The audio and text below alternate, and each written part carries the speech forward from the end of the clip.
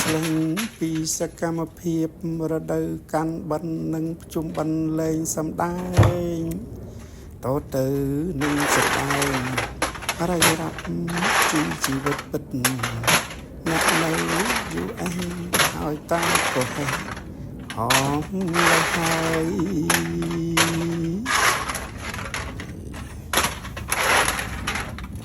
ពេលតនេះតបន្តពី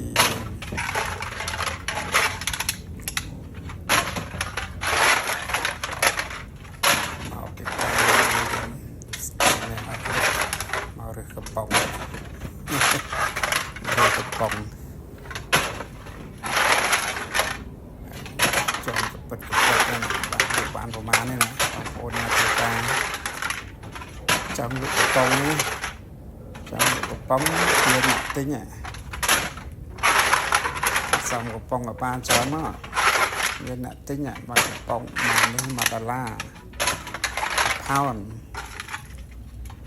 អត់ហ្នឹងវាស្មើនឹង4ខាំទៅ4ខាំជាង75ខាំ7កន្លះគីឡូតម្លៃវា$1ណាថ្លៃបងប្អូនណា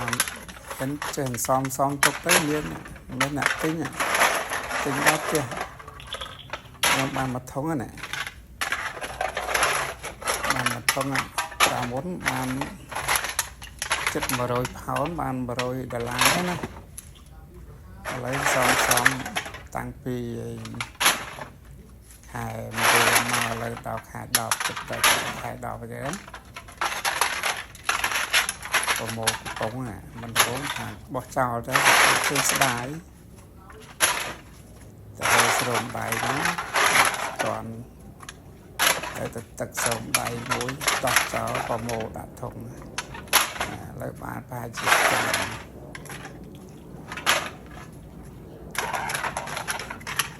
ហើយ30ផោនដឹងបងហ្នឹងហើយនឹងទឹកសុទ្ធកំប៉ុងទឹកសុទ្ធហ្នឹងក៏មាននៅចិត្តមកធូរនោះដែរទៅលោកទៅមិនបានទឹកណាបានទិញទឹកអីវិញដែរហើយបានច្រើនដែរនឹងតនេះដេកមិនលក់មកពីធ្វើការវិញការងារក្រៅម៉ោង